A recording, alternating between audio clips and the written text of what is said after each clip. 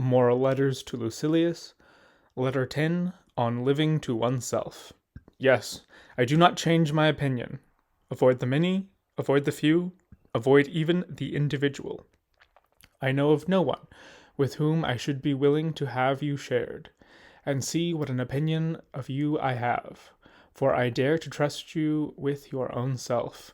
Crates, they say, the disciple of the very Stilbo whom I mentioned in a former letter, noticed a young man walking by himself, and asked him what he was doing all alone. I am communing with myself, replied the youth. Pray be careful, then, said Crates, and take good heed. You are communing with a bad man. When persons are in mourning, or fearful about something, we are accustomed to watch them that we may prevent them from making a wrong use of their loneliness. No thoughtless person ought to be left alone. In such cases he only plans folly, and heaps up future dangers for himself or for others.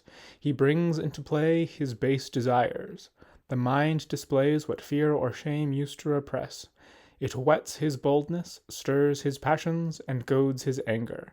And finally, the only benefit that solitude confers, the habit of trusting no man, and of fearing no witnesses, is lost to the fool, for he betrays himself.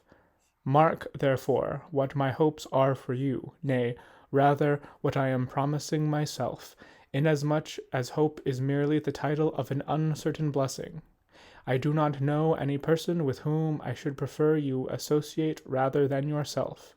I remember in what a great-souled way you hurled forth certain phrases, and how full of strength they were. I immediately congratulated myself, and said, These words did not come from the edge of the lips. These utterances have a solid foundation. This man is not one of the many. He has regard for his real welfare. Speak and live. In this way, see to it that nothing keeps you down.